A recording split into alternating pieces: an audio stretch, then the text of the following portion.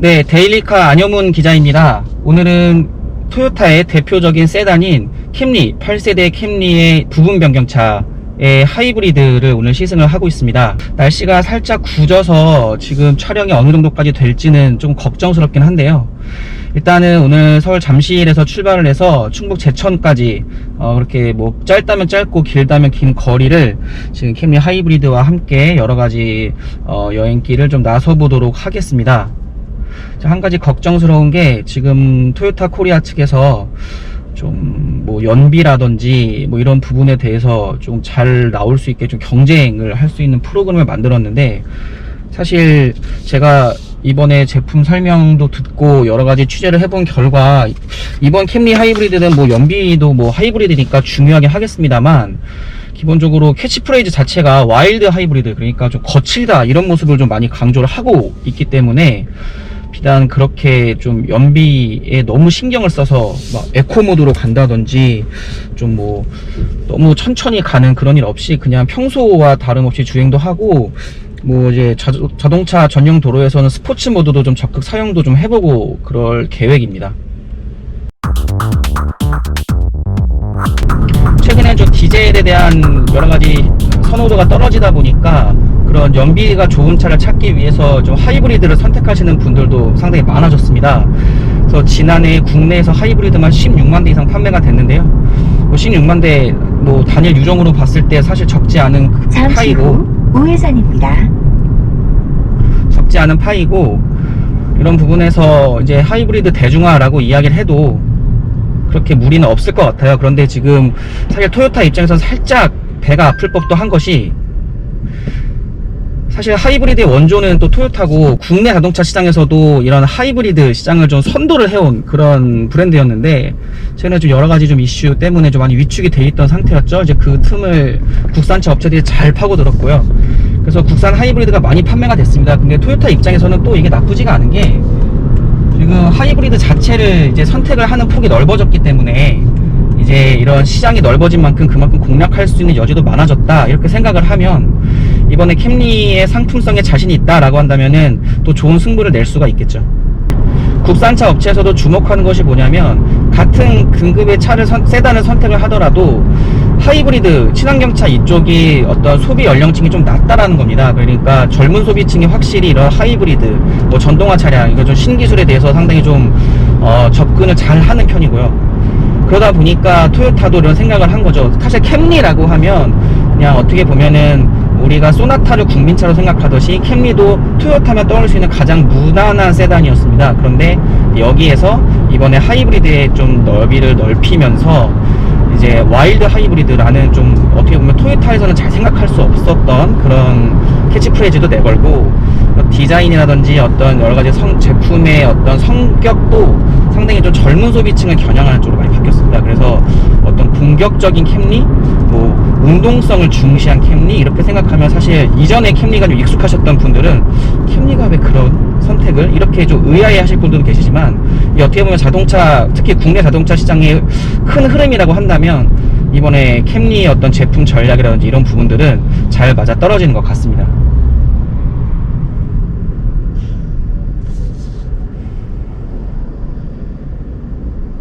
지금 이게 영상에 잘 잡힐지는 모르겠는데, 지금 정차 상태에서 차 안에서 들리는 소리는 사실상 이제 빗소리 밖에 들리지가 않습니다. 상당히 조용하고요.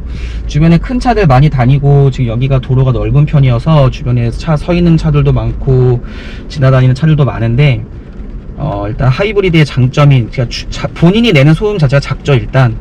그리고 이제 주변에서 들리는 외부 소음 부분에 있어서도 상당히 이 급의 차에 비해서는 좀 신경을 많이 쓴 그런 모습들이 좀 느껴지고요. 사실 캠리는 비단 이전 세대도 그랬습니다만 말 그대로 기본기에 충실한 차죠. 그래서 모든 부분들이 어떤 소비자들의 만족도를 높일 수 있는 좀 배려 같은 것들이 많이 들어가 있습니다. 또 실제로 캠리라고 하면 토요타 브랜드 입장에서 상당히 상징적인 차이기 때문에 이런 만듦새에 상당히 공을 들였다, 뭐 이런 이야기들은 어렵지 않게 들을 수 있었습니다. 출발 가속대는 이제 거의 전기 모터가 좀 힘을 많이 쓰다 보니까 그 지하철에서 들리는 윙 하는 그런 소리가 들리는데, 이 부분이 이제 약간 요새는 호불호가 갈려요. 이제 예전에는 하이브리드를 아예 모르시는 분들은 이제 이런 이야기조차 나오지 않았었는데, 최근엔 또 하이브리드 많이 타시다 보니까 아, 출퇴근할 때도 이런 지하철 소리 많이 들리는데 아, 차에서까지 들어야 돼? 이렇게 말씀하시는 분들이 계시고, 또 한편으로는 아, 뭐 재미있다, 좀 전기차 타는 느낌 난다, 이렇게 전방에 사고 다발 구간입니다. 이런 호불호에 관한 이야기가 나온다는 자체가 이제 소비자들이 하이브리드에 대한 관심도 높아진 것이고, 그만큼 하이브리드가 또 친숙해졌다, 이렇게 이야기를 해도 무리는 없을 것 같습니다. 네, 이따가 또 따로 다시 한번 자세한 설명을 드리겠습니다만, 운전석에 처음 앉았을 때 이번 캠리 하이브리드 부분 변경의 첫 인상은 요즘 차 같지는 않다라는 느낌을 좀 받았습니다. 왜냐면 이런 계기판도 디지털 방식이 아니라 아날로그고요. 물론 가운데 디스플레이가 들어가 있습니다만, 이런 내비게이션 구성이라든지 터치보다는 버튼이 많다는 점들, 그리고 좀 버튼이 좀 단순하죠. 그렇게 많은 기기들이 들어가 있진 않아요. 그래서 이런 부분들이 사실 요즘은 이런 차의 여러 가지 화려한 기능들을 좀 강조하는 추세인데, 그것들을 좋다고 생각하시는 분들이 있고, 운전하는데 너무 방해된다, 아니면은 내가 운전할 때 이렇게까지 쓰는지 않는데 라고 생각하시는 분들도 계세요. 그래서 이런 부분은 좀 최근에 어떤 실내 구성이 만족하시는 분이라면 조금 아쉽다라고 생각하실 수도 있고, 반면에 요즘 차들이 너무 복잡해 라고 느끼시는 분들한테는 오히려 그냥 간단한 구성들이 오히려 좀 더 친숙하실 수는 있겠습니다. 그리고 마냥 단순한 것도 아닙니다. 이제 보면은 이 클래스 안에 이 디스플레이에 보면 이제 지금 여러가지 어떤 하이브리드의 중요한 어떤 연비 정보라든지 내비게이션 길 안내 정보들도 간단하게 나와 있고요. 그리고 이제 토요타가 어떻게 보면 좀 창시했다고도 볼 수 있는데, 이 계기판에 어떤 주행 중에 지금 충전을 하고 있다, 혹은 좀 연비가 좋은 범위 내에서 엔진을 쓰고 있다, 아니면 좀 에너지를 많이 쓰고 있다, 이런 식으로 좀 게이지를 따로 크게 구성을 해놨는데, 이게 익숙해지면 상당히 재밌습니다. 마치 게임할 때 좀 좋은 스코어를 얻기 위해서 열심히 노력을 하는 것처럼, 그런 운전도 좀 이렇게 게이지로 보여주고 하니까 내가 요 범위 내에서 얼만큼 쓸 수 있을까, 이런 게 좀 어떻게 보면 차에 맞춰지는, 나쁘게 얘기하면 차에 길들여지는 그런 상황들이 발생을 하고요. 그래서 이제 한번 토요타 하이브리드를 타신 분들은 또 이런 재미 때문에 다시 한번 이런 차를 선택하신다든지 주변 분들에게 많이 알려주시기도 하죠. 최근에 이 전기차나 하이브리드의 좀 효율을 높일 수 있는 방법에 관해서 좀 논쟁을 다른 동료 기자들과 한 적이 있는데요. 하이브리드 탈 때 회생제동 시스템들 많이 쓰시잖아요. 그래서 브레이크 밟으면 속도 줄 때 그 힘을 가지고 다시 발전기를 돌려서 충전을 하는 방식인데, 이거 가지고 이제 어떻게 하면 더 연비가 좋을까의 논쟁이 있었습니다. 그래서 좀 최대한 회생제동을 적극 활용하는 게 좋다, 뭐 아니다, 뭐 정속주행이 좋다, 이렇게 얘기했는데, 회생제동을 적극 사용하는 게 좋습니다. 그런데 이게 어떤 방식이냐면, 굳이 정속주행을 할 때 브레이크를 밟을 필요는 없다는 거죠. 저도 이제 하이브리드 초기에 좀 시승을 할 때는 정속주행하는 뭐 자동차 전용도로에서 차가 좀 안 막힌다라고 했을 때 평소보다 속도를 조금 더 낸 다음에 오히려 좀 전방에 사고 다발 구간입니다. 브레이크를 조금 살짝 밟는 식으로 해서 회생제동을 자꾸 이제 차지 쪽으로 가게 만들었는데, 좀 많이 말씀들을 나눠보고 좀 체험을 했을 때 드는 바는, 회생제동을 적극적으로 쓰라는 거는 이런 식으로 쓰라는 게 아니라, 정속주행이 가능할 때는 정속주행을 하고, 다만 이제 브레이크를 밟을 때 좀 급하게 밟지 말고 이 감속거리를 좀 최대한 가져가면서 이를테면 또 내리막길 이런 데서는 또 조금 이제 좀 활용을 한다든지, 이런 식으로 쓰는 거지, 굳이 차가 안 막힌 상황에서 쭉 갈 수 있는 상황인데 거기서 굳이 브레이크를 살살살 밟아가지고 회생제동을 돌린들 다시 속도를 올리는 데 쓰는 에너지가 더 많이 든다 라는 것이 지금 현재 나오고 있는 이야기들입니다.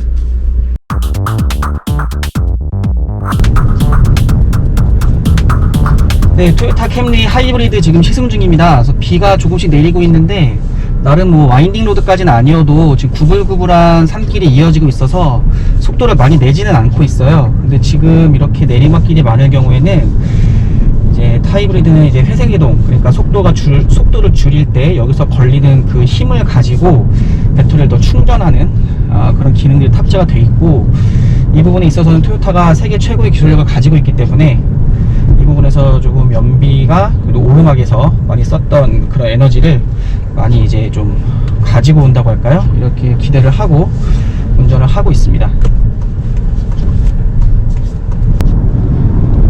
진행 속도를 좀 빨리 가져갈 수 없기 때문에 이런 에코 모드를 적극 활용을 하면서 지금 저속에 어떤 회생제동도 많이 걸리는 그런 것들 확인하면서 주행을 하고 있는데요.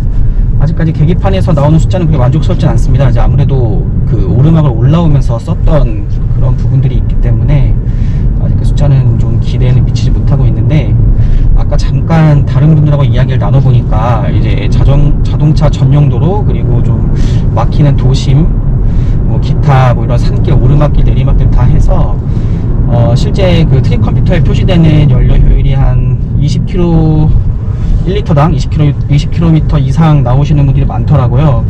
저 같은 경우는 굳이 에코 모드를 좀 올 때는 쓰지를 않고 좀 스포츠 모드도 좀 써보고 이렇게 했는데 한 18km대 중반 정도가 나왔습니다. 그런데 이 차가 그 제원표상, 그러니까 18인치 타이어 기준으로 했을 때 복합 연비가 17.1입니다 라고 한다면, 뭐 제가 어떤 의식하지 않고 그냥 편안하게 운전을 했는데도 어떤 그 디젤 엔진의 이 정도 크기의 세단 뭐 이상 정도 되는 효율을 나타내는 것 같고요. 그래서 조금 더 뭐 에코 모드를 조금 적극적으로 쓰고 주행 속도를 좀 낮춘다든지 좀 의식을 한다면은 뭐 저도 실제로 뭐 리터당 20km 이상은 충분히 쉽게 뽑아낼 수 있을 것 같습니다. 그래서 실제로 아까 자동차 전용 도로에서 이렇게 크루즈 모드로 좀 정속 주행을 가봤는데, 그때는 뭐 20km 유지하는 게 그렇게 어렵지가 않았습니다.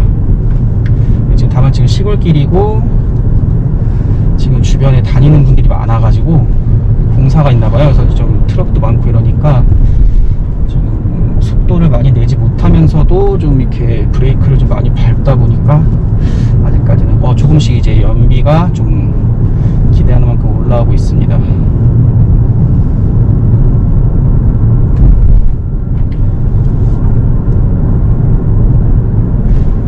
브레이크 부분은 좀 호불호가 갈릴 것 같아요. 이제 아무래도 하이브리드 같은 경우는 회생제동 장치가 이 브레이크 쪽에 있다 보니까 그 브레이크 감이 사뭇 좀 다르긴 합니다. 지잉 하면서 그 걸리는 그런 느낌이 있는데, 이게 뭐 어색하다 뭐 이런 개념이라기보다 그냥 일반 가솔린 차와는 다르다 이렇게 좀 생각하시면 될 것 같고, 브레이크 제동력은 조금 더 센 게 들어갔어도 좋았을 것 같다는 생각이 들어요. 이제 원체 하이브리드는 좀 급제동을 하지 않고 평소에도 좀 이런 제동거리를 길게 가져가면서 이런 회생제동의 어떤 효과를 많이 누리는 그런 방식들을 선호를 하는데, 브레이크에 이제 힘을 실었을 때 그 담력이나 기대하는 그런 속도가 줄어드는 그 템포가 있는데, 개인적으로는 조금 괴리감이 있어요. 그래서 조금 약간 밀린다까지는 아니더라도 브레이크가 조금 더 빠릿빠릿했으면 어땠을까 하는 생각이 듭니다.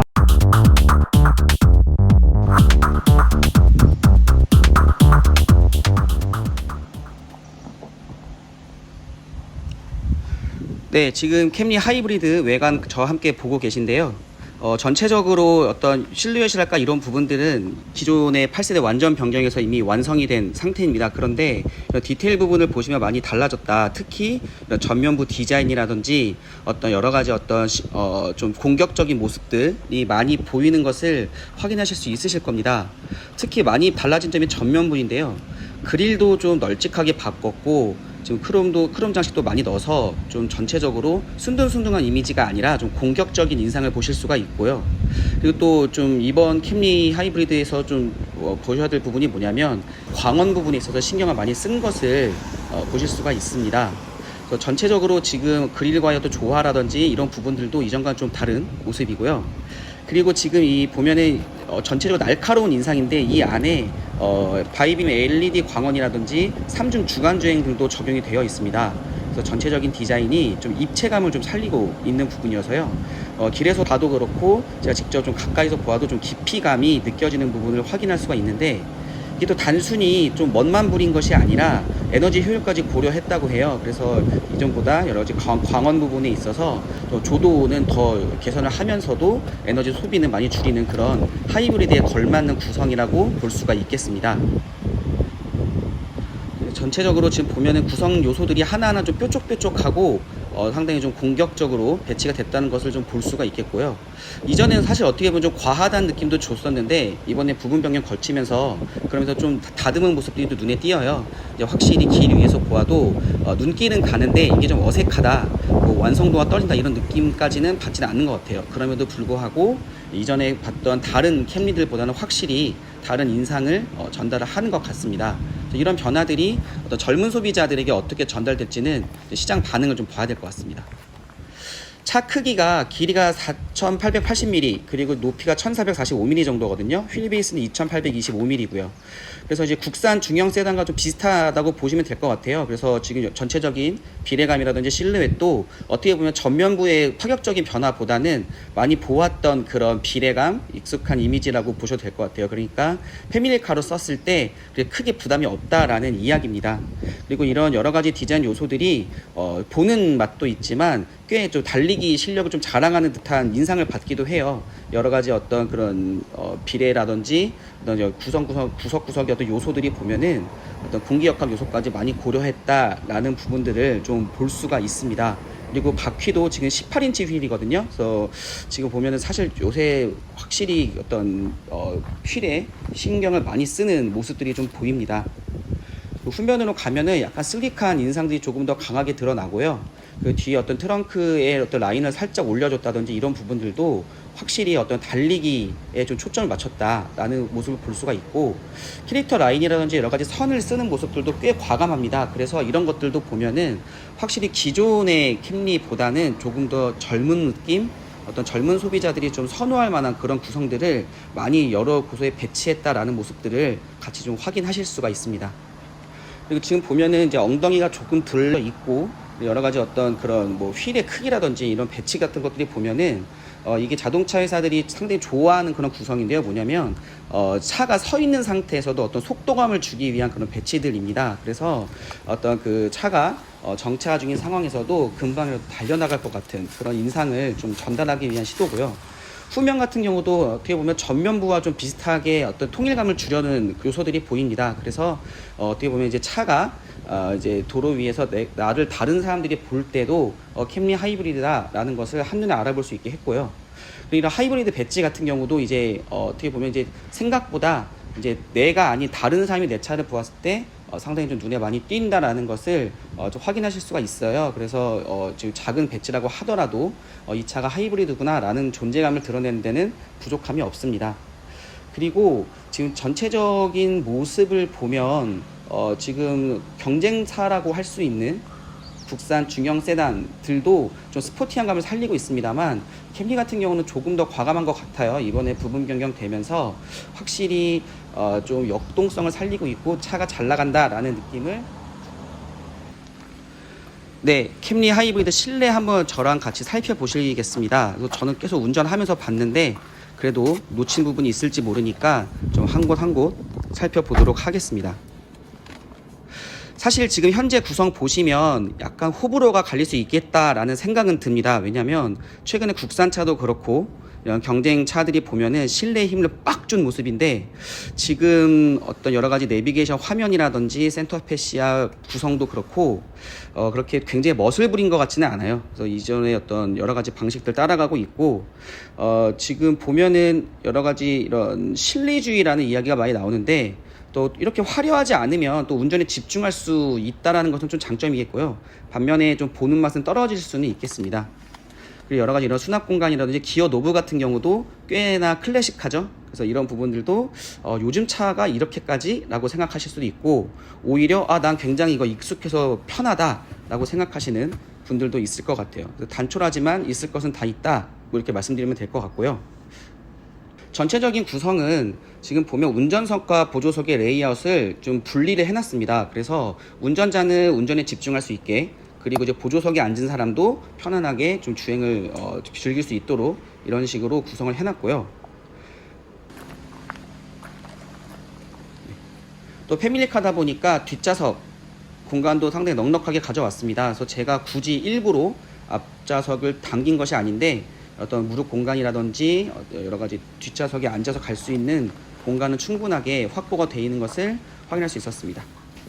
전체적으로 보면 눈에 보이는 것 이상으로 마감 제품들이 꽤 괜찮습니다. 그래서 운전을 할 때도 느꼈던 건데 어떤 시트라든지 도어 트림이라든지 암레스트라든지, 그러니까 내가 몸에 닿는 부분들이 굉장히 소프트한 재질로 되어 있어서 편안하고, 이게 또 인조가죽처럼 이렇게 좀 거칠다든지 좀 값이 싸다 이런 느낌도 주지는 않아요.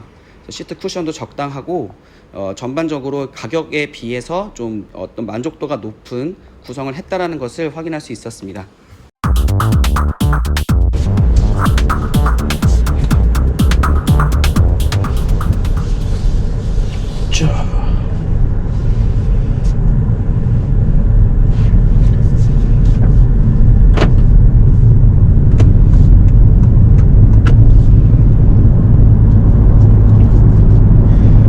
지금 잠시 졸음쉼터에서 멈췄다가 이제 잠시 휴식을 취하고 출발을 하고 있는데요.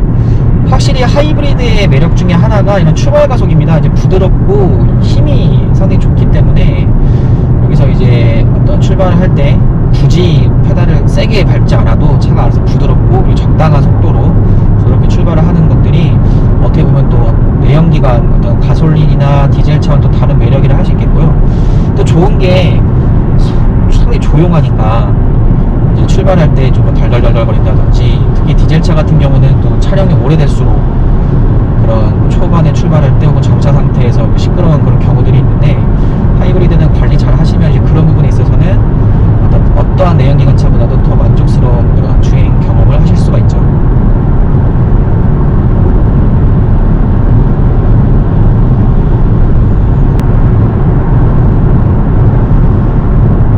차가 조용하면 그만큼 이제 사운드 시스템도 상당히 중요해집니다. 왜냐면은 이 음악을 감상하는 데 있어서 더 민감해질 수밖에 없는데요. 캠리에는 지금 JBL 사운드 시스템이 탑재가 되어 있습니다. 그래서 지금 예전부터 좀 썼던 시스템이기도 하고, 캠리와 궁합도 잘 맞고, 굉장히 뭐 하이엔드급의 어떤 음향이라고 말하긴 좀 없습니다만 또 이제 만족도가 상당히 높습니다. 그러니까 평소에 뭐 좋아하는 음악 듣는다든지 라디오 들으실 때 라디오 때문에 스트레스를 받으실 일은 별로 없을 것 같습니다.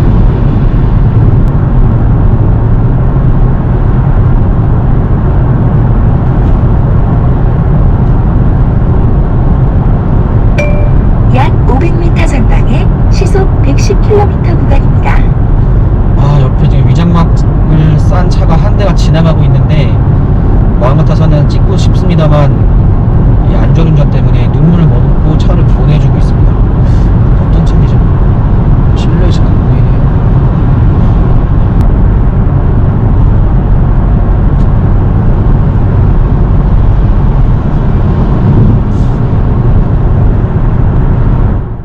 지금 캠리 하이브리드 서스펜션 세팅은 말 그대로 그냥 일반적인 패밀리 세단을 기대할 수 있는, 너무 무르지도 않고 적당히 말 잘 듣고, 운전하는데 크게 불편함은 없습니다.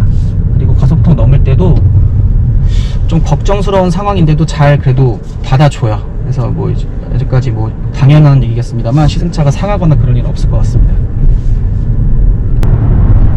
속도를 좀 많이 낼 수 없는 구간이어서 에코모드로 최대한 정속 주행을 하려고 지금 하고 있는데요.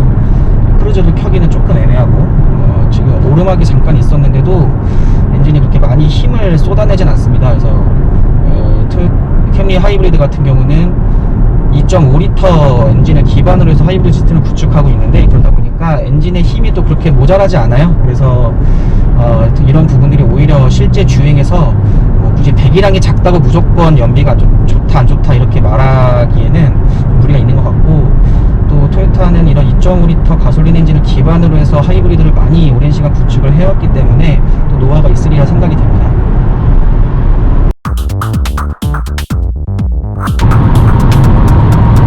아무래도 이 토요타 같은 경우는 지금 국내 수입차 시장에서 어떤 수입차 프리미엄을 얘기하기는 좀 이제 어려울 것 같아요. 이제 무조건 그래도 이제 렉서스라는 고급 브랜드가 있기 때문에 여기서 어떤 수입차의 고급, 감성 이런 부분들은 좀 어필하면 될 것 같고, 토요타 자체도 뭐 글로벌 시장에서 고급감으로 승부를 한다기보다 좀 어떻게 보면은 좀 합리적인 가격에 신뢰성 있는 성능들 이런 부분들로 어필을 하는 차이기 때문에, 네, 이제 각국을 대표하는 대형 자동차 브랜드들이 있죠. 이를테면 우리나라의 현대차, 그리고 독일의 폭스바겐, 그리고 일본의 토요타 같은 그 어떻게 보면 한 나라를 상징할 수도 있는 그런 브랜드들.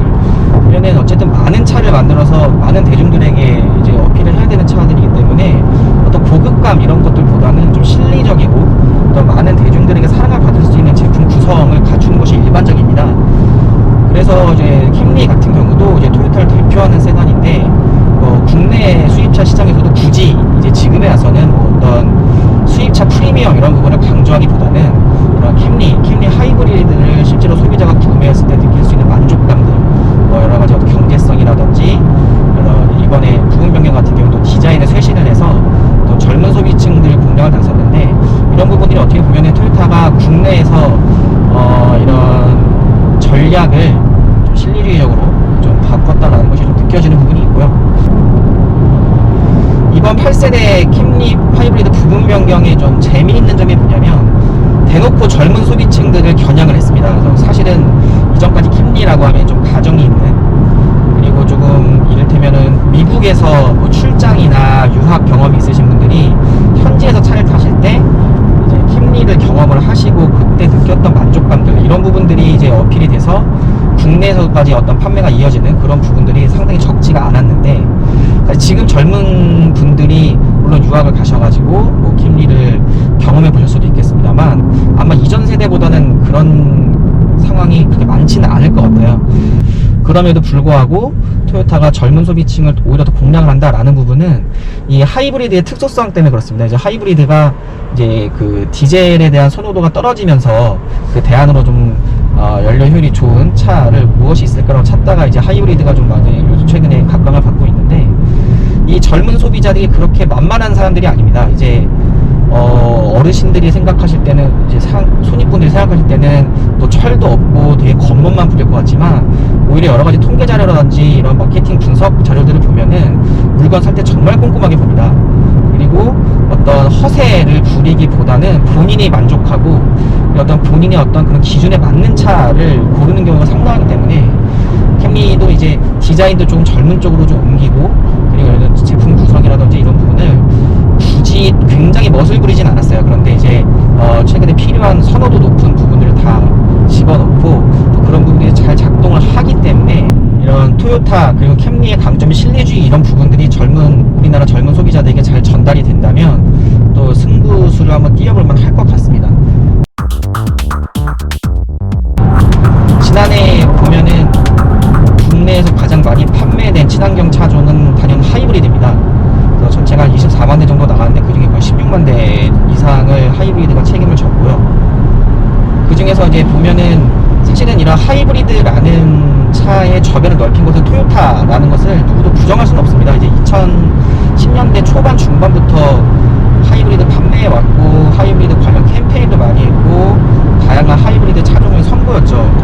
근데 이제 좀 여러 가지 최근에 판매 부진 이런 부분에서 그런 과실을 어떻게 보면은 국산차들이 가져갔다라고 토요타는 아마 생각을 할 겁니다. 그래서 지금 어떻게 보면은 토요타에게 얼마 남지 않은 시간, 그러니까 하이브리드를 친환경차로 판매할 수 있는 그 기간, 그리고 지금 무르익은 그 하이브리드 시장 이런 부분을 봤을 때 이 캠리 8세대 캠리 하이브리드 부분 변경을 그냥 허투루 내는 것은 아니에요. 진짜 말 그대로 지금 한번 승부수를 걸어볼 만한 상황이기 때문에 지금 좋은 제품이 나왔다고 판단을 해서 이제 이런 저변을 확대, 그러니까 뭐 패밀리카로서의 어떤 굳어진 이미지를 벗고 젊은 층들도 충분히 재미있게 탈 수 있는 차다 라는 부분을 어필하기 위한 제품 구성들을 좀 실제로 경험을 할 수가 있습니다. 예전에는 국산차는 국산차끼리, 수입차는 수입차끼리 비교를 하는 경우가 대부분이었는데 차를 구매를 할 때 그 차가 좋아 라고 해서 사시는 경우도 물론 많겠습니다만 대부분의 경우는 이제 장바구니에 많은 선택지를 담죠. 그리고 그것들 비교를 해가면서 야 이건 이게 좋고 이거는 사고 싶은데 조금 비싸고 야 이 차는 왜 이게 없어, 야 이 차는 디자인이 브랜드가 여러 가지 고민을 하게 됩니다. 그럼 이제 캠리 하이브리드를 내가 사고 싶다, 어떤 그 내 눈 안에 들어왔다 라고 하면 어떤 차랑 비교할 수 있을까요? 저는 현대차 소나타나 기아 K5가 될 것 같습니다. 그러니까 재밌게도 이 토요타가 이제 한국 시장에서는 굳이 수입차 프리미엄을 내세우는 게 아니라 국산차나 수입차 가격과 없이 그냥 비슷한 가격대, 비슷한 상품성을 갖춘 차들과 이제 경쟁을 하게 되는 그런 어떻게 보면 독특한 포지션이 된 거죠. 굳이 토요타를 구매하시는 분들이